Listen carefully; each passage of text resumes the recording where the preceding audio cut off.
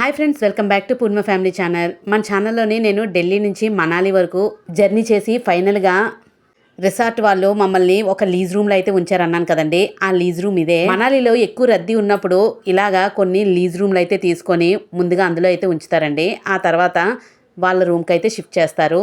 Room చూసారా, చాలా బాగుంది కదా ఇది కూడానా.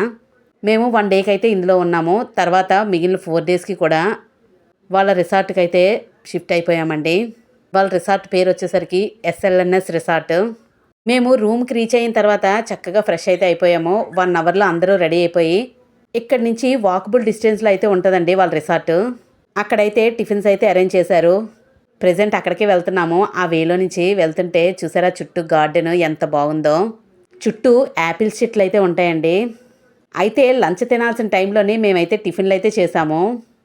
ఇదిగో చూడండి, యాపిల్ చెట్లు, దానికి యాపిల్ పళ్ళు చూసారా, చిన్న చిన్న కాయలు అయితే కాసాయి. మేము వెళ్ళింది మే నెల కదా. ఆగస్టు సెప్టెంబర్ వచ్చేసరికి చక్కగా రెడ్గా అయితే పళ్ళు అయితే ఎంత బాగా కనిపిస్తాయో.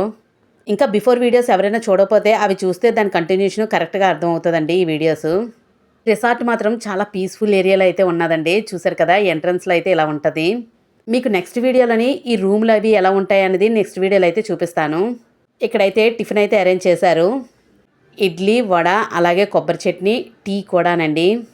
కరెక్ట్గా 12:30, 1 అవుతుంది. ఆ టైంకి అయితే తిన్నాము. ఇంకా ఫుడ్ టేస్ట్ విషయానికి వస్తే మన ఇంట్లో ఎలా వండుకుంటామో సేమ్ అదే టేస్ట్లో అయితే ఉందండి. ఎక్కడ బయట హోటల్లో ఏదో తింటున్నాము, అసలు టేస్ట్ అనేది లేదు అనే ఫీలింగ్ అయితే మాకు ఎక్కడ లేకుండా చేశారండి అన్ని రోజులను. ఎందుకంటే మనం ఇలాంటి జర్నీలు చేసేటప్పుడు ఫుడ్ అనేది కరెక్ట్గా లేకపోతే చాలా ఇబ్బంది పడిపోతామండి. మాకు మార్నింగ్ బ్రేక్ఫాస్ట్ అలాగే నైట్ డిన్నర్ చక్కగా అరేంజ్ చేశారు. ఇంకా ఆఫ్టర్నూన్ టైంలోని మనం ఏదో ప్లేసెస్కి అయితే వెళ్తూ ఉంటాం కదా, ఇంకా అక్కడే ఏదో తినేసేవాళ్ళమి. అలా తినడానికి కూడా టైం ఉండేది కాదండి. ఎందుకంటే మేము వెళ్ళే ప్లేసెస్ అసలు ఏ టైంకి ఎలా రీచ్ అయ్యే వాళ్ళమో తెలియదు. అంత ట్రాఫిక్ జామ్లో అయితే ఉండిపోయే వాళ్ళమి. చూసారా, యాపిల్స్ అయితే చాలా ముద్దు ముద్దుగా ఉన్నాయి. అసలు ఇవి గ్రీన్ యాపిల్సా రెడ్ యాపిల్సా అన్నీ కన్ఫ్యూజ్గానే అయితే ఉన్నాయి. ఇంకా మేము కొన్ని ప్లేసెస్ అయితే తిరగడానికి ఇంకా స్టార్ట్ అయిపోయాము. అయితే మేము ఇప్పుడు ఫస్ట్ వెళ్తున్న ప్లేస్ హిడింబి టెంపుల్ అండి. దాని గురించి నేను తర్వాత డీటెయిల్గా చెప్తాను. అయితే మమ్మల్ని ఈ వ్యాన్లోని ఒక ప్లేస్ వరకు అయితే తీసుకెళ్ళి అక్కడైతే ఉంచారు. అక్కడి నుంచి ఆటోలోనైతే హిడింబి టెంపుల్కి అయితే వెళ్ళాలండి. ఎందుకంటే ఆ వేలోని ట్రాఫిక్ అయితే చాలా ఇబ్బందిగా అయితే ఉంది. గంటల తరబడి ట్రాఫిక్లో అయితే చిక్కుపడిపోతున్నారు. అంటే రూట్ అనేది చాలా చిన్న ప్లేసు. ఇలాంటి పెద్ద పెద్ద వ్యాన్లు వెళ్ళాలంటే కొంచెం ఇబ్బంది. ఏవైనా కారులో వెళ్తే మాత్రం ప్రాబ్లం అయితే ఉండదండి. కానీ పెద్ద మినీ వ్యాన్లో కానీ బస్సుల్లో కానీ వెళ్ళిన వాళ్ళకి కొంచెం ప్రాబ్లం అవుతుంది. అందుకని మేము ఈచ్ ఆటోకి 200 అయితే పే చేసి హిడింబి టెంపుల్కి అయితే వెళ్ళాము. ఇక్కడ వచ్చేసరికి ఆటోలు కూడా చాలా చిన్నవండి. ఒక్కొక్క ఆటోకి 3 మెంబర్సే పడుతున్నారు. అయితే మేము 4 మెంబర్స్ కదా, ఏదోలాగైతే అడ్జస్ట్ అయిపోయి వెళ్ళిపోయాము. ఎంతో టైం అయితే ఉండదండి, ఒక 15 మినిట్స్ లోపే ఉంటుంది ఆ జర్నీ.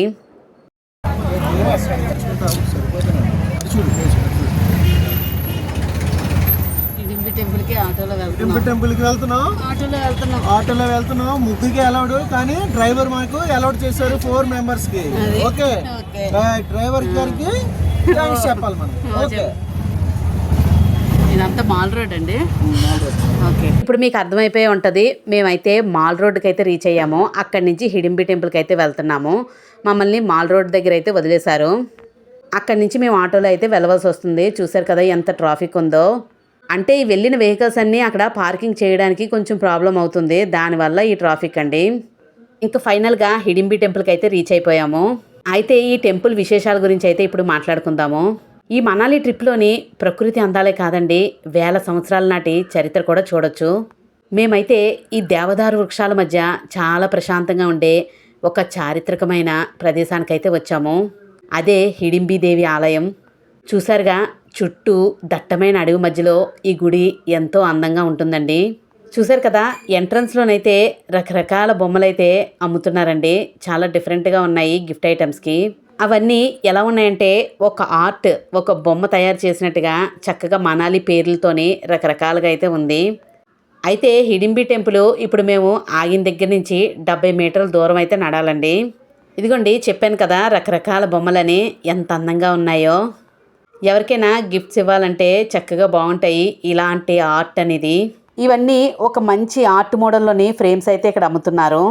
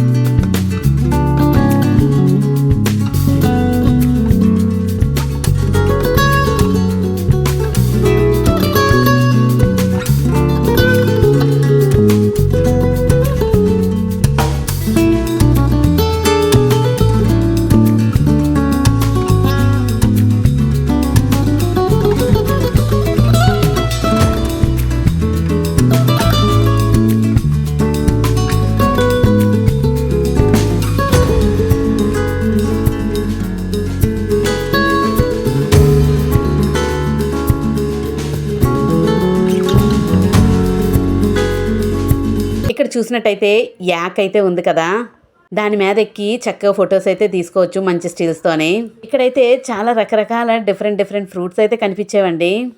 చల్లని ప్రదేశం కదా, చాలా రకాల ఫ్రూట్స్ అయితే బాగుండేవి. అయితే ఇంకా ఫైనల్గా గుడి దగ్గరికి అయితే నియర్గా రీచ్ అయిపోతున్నాము.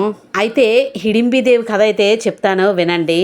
ఈ గుడి వెనక మహాభారతం కాలం నాటి ఒక పెద్ద కథ అయితే ఉందండి. పాండవులు అజ్ఞాతవాసంలో ఉన్నప్పుడు ఈ అడవికి అయితే వచ్చారటండి. అప్పట్లో ఇక్కడ హిడింబుడు అనే రాక్షసుడైతే ఉండేవాడు. అతని చెల్లెలే ఈ హిడింబి. భీముడు ఆ రాక్షసుణ్ణి సంహరించిన తర్వాత హిడింబి భీముణ్ణి ఇష్టపడి పెళ్లి చేసుకుంది. ఆ తర్వాత హిడింబి తన జీవితాంతం ఇక్కడే ఉండిపోయి ఘోర తపస్సు చేసి దైవత్వం పొందిందని పురాణాల్లో అయితే చెబుతూ ఉంటారు. ఈ గుడిని 1553లో అయితే నిర్మించారండి. మీకు విషయం తెలుసా, ఈ గుడి లోపలికి వెళ్ళేటప్పుడు ద్వారం అనేది పెద్దది ఉండదండి. ద్వారం అయితే చిన్నదిగా ఉంటుంది. మనం బెండ్ అయ్యి లోపలికి వెళ్ళాలి. అలాగే చెప్పాను కదండి, లోపల విగ్రహం అయితే అస్సలు ఉండదు. హిడింబీదేవి తపస్సు చేసిన ఒక పెద్ద రాయి మీద ఆమె పాదముద్రలను మాత్రమే పూజిస్తారు. మీరు జాగ్రత్తగా చూసినట్టుగైతే లోపల ఒక రాయి అయితే ఉంటుంది. లోపల వీడియో తీయనివ్వలేదండి, అందుకే తీయలేదు. చూశారు కదా ఎదురుగాన, అదే హిడింబి టెంపుల్. గుడి మొత్తం చెక్కతోనే తయారు చేసి ఉంటుందండి.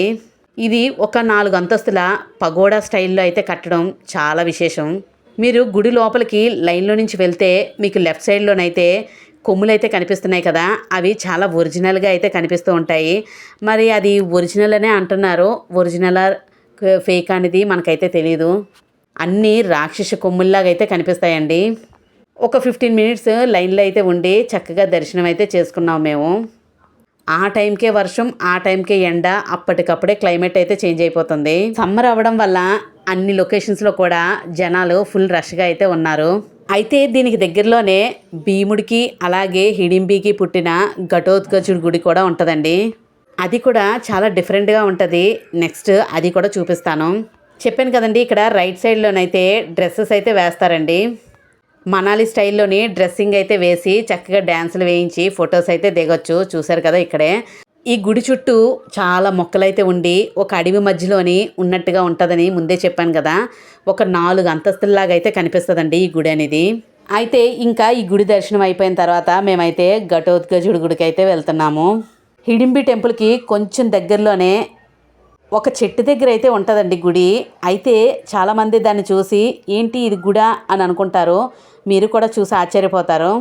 భీముడు మరియు హిడింబిల కుమారుడే ఘటోత్కచుడు.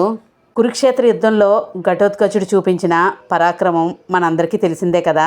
ఇక్కడ ఘటోత్కచుడికి కూడా చాలా ప్రత్యేక పూజలు అయితే చేస్తారండి. చూసారు కదా చెట్టు, ఇదేనండి నేను చెప్పిన ప్లేసు. మీకు అందులోని ఫోటో ఎక్కడా కనిపించదు. మీరు సరిగ్గా గమనిస్తే ఈ చెట్టుకి చాలా జంతువుల కొమ్ములు వేలాడదీసి ఉంటాయి. అలాగే చాలా ఆయుధాలు కూడా కట్టుంటాయండి. ఇదంతా ఇక్కడ స్థానికులది పాత ఆచారం. దాన్ని అలా ఫాలో అయిపోతూ ఉంటారు. చూసారు కదా ఎన్ని రకాల ఆయుధాలు అక్కడ పెట్టారో ఆ చెట్టు దగ్గర. చాలామంది ఘటోత్కచుడి గుడి అంటే ఏదో ఫోటో ఉంటుందేమో దండం పెట్టుకోవచ్చు అని అనుకుంటారు, కానీ ఈ చెట్టు దగ్గర మాత్రం ఇలా ఉంటుంది. అయితే దీని పక్కనే వాకబుల్ డిస్టెన్స్లోని మ్యూజియం అయితే ఉందండి. ఆ మ్యూజియము నేను నెక్స్ట్ వీడియోలో అయితే చూపిస్తాను. మళ్ళీ వీడియో లెంత్ అయిపోతుంది కదా, అందుకని. చూసారు కదా చిన్న రాయిలాగా అయితే ఉండి చుట్టూ త్రిశూలాలు అలాగే కత్తులు ఆయుధాలు చాలా రకాల ఆయుధాలతోని చుట్టూ కనిపిస్తుంది కదా. మరి చెప్పాను కదండి ఇక్కడ వాళ్ళ ఆచారం అని. ఇక్కడ ఈ డాగ్ని చూస్తే చాలా క్యూట్గా అనిపించింది. ఇక్కడ డాగులన్నిటికీ చాలా ఎక్కువ జూలు అయితే ఉంటుందండి. ఇంకొక విషయం, అసలు ఎవరిని ఏమీ అంటం లేదు. చెప్పాను కదా ఈ రైట్ సైడ్లోనే మ్యూజియం అయితే ఉన్నది. అది నెక్స్ట్ వీడియోలో అయితే చూపిస్తాను. ఇంకా నెక్స్ట్ మేము అలా డౌన్కి వెళ్ళిపోయాము. ఇంకా ఇక్కడ ఏమైనా మార్కెట్ ఉంటే చూసుకుంటూ అలా వెళ్ళిపోయాము. అయితే మనాలిలోని ఒక స్పెషల్ ఫుడ్ అయితే ఉంది. మీకు ఎవరికైనా తెలిస్తే కామెంట్ సెక్షన్లో పెట్టండి. ఇక్కడ లైన్గా పకోడీ అలాగే జిలేబీ అయితే వేస్తున్నారు. మీకు ఎవరికైనా తెలుసా ఇక్కడ ఫేమస్ ఫుడ్ ఏంటా అనేది? నెక్స్ట్ మీకు అదే చూపిస్తాను. చూసారు కదా లెఫ్ట్ సైడ్లో రైట్ సైడ్లోని ఫుల్ మార్కెట్ అయితే ఉంది. మనకి మన ఇష్టం ఏదైనా కొనుక్కోవచ్చు. కాకపోతే మేము నియర్లోని మాల్ మార్కెట్ అయితే ఉంది, అక్కడికైతే వెళ్ళబోతున్నాము. ఎవరైనా మనాలి వచ్చిన తర్వాత కంపల్సరీగా వెళ్ళవలసింది అదే షాపింగ్ అనుకుంటే మాత్రం కంపల్సరీగా వెళ్ళవలసింది మాల్ రోడ్కి అయితే వెళ్ళాలి. అక్కడ దొరకని వస్తువు అంటే ఏమీ ఉండదు. ఇంతలోనే వచ్చేసింది ఫేమస్ ఫుడ్, లోకల్ డిష్ అండి, సిద్ధు అనమాట. ఇదేనండి సిద్ధు. లోపల డ్రై ఫ్రూట్స్తోని స్టఫ్తో ఉంటుంది. సిద్ధు అనేది ఆవిరి కుడులాగా ఉంటుంది అనమాట. రెడ్ చట్నీతో ఇస్తారు. తింటే మాత్రం చాలా హెల్తీ ఫుడ్, చాలా సేపటి వరకు ఆకలి అయితే వేయదు. అలాగే మోమోస్ కూడా తిన్నాము. ఇంకా ఫైనల్గా రీచ్ అయిపోయాము మాల్ రోడ్కి. మేము దగ్గర 4:30కి అయితే వచ్చేసామండి. 5కి 1 అవరే మాకు టైం ఇచ్చారు. ఇదంతా తిరిగేమన్నారు, ఏది కావాలన్నా కొనుక్కోమన్నారు. మాకైతే 1 అవర్ సరిపోదేమో అని భయం వేసింది. నైట్ టైం మాత్రం లైటింగ్ చాలా బాగుంటుందండి మాల్ రోడ్లోని. మనాలికి ఈ మాల్ రోడ్ అనేది ఒక గుండెకాయ లాంటి ప్లేస్ అండి. ఇటువైపు చూసిన టూరిస్టులతోని చాలా సందడిగా అయితే ఉంటుంది. అలాగే కలర్ఫుల్ లైట్స్తోని చాలా బాగుంటుందండి. ఇక్కడ ఉలెన్ క్లాత్స్, అలాగే కుంకుమ పువ్వు లాంటివి చాలా ఫేమస్. హ్యాండ్ క్రాఫ్ట్స్ కూడా చాలా బాగుంటాయండి. మేము కూడా మాకు కావాల్సింది షాపింగ్ అంతా చేసేసాము. కానీ అంత రీజనబుల్ రేట్స్ అయితే ఉండవు, కొంచెం హెవీ కాస్ట్లోనే ఉంటాయి. అలాగే ఇక్కడ స్ట్రీట్ ఫుడ్ మాత్రం టేస్ట్ చాలా బాగుంటుందండి. దానికోసమే వస్తారేమో మెయిన్లీ. వేడివేడిగా మోమోస్, అలాగే సిద్ధు ఫేమస్ అండి, అదొక్కసారైనా ట్రై చేయండి. నూడిల్స్ ఇలాంటివన్నీ చక్కగా దొరుకుతాయి. చలిలోని ఈ మాల్ రోడ్లు అలా నడుస్తూ అవి తింటూ ఉంటే చాలా టేస్ట్గా ఉంటుంది. మనాలిలోని ఫస్ట్ రోజు మేము ఈ 2 ప్లేసెస్ అయితే చూసాము. చాలా హ్యాపీగా అనిపించింది. మరి మీకు ఈ వీడియో మీకు నచ్చిందా? మహాభారతం కాలం నాటి ఈ గుడి కథ మీకు ముందే తెలుసా? కామెంట్ చేయండి. వీడియో నచ్చితే తప్పకుండా లైక్ చేసి మరిన్ని మనాలి వీడియోస్ కోసం మన ఛానల్ని సబ్స్క్రైబ్ చేసుకోండి. నెక్స్ట్ డే ఇంకా మంచి ప్లేసెస్ వస్తాయి. Stay tune to my channel.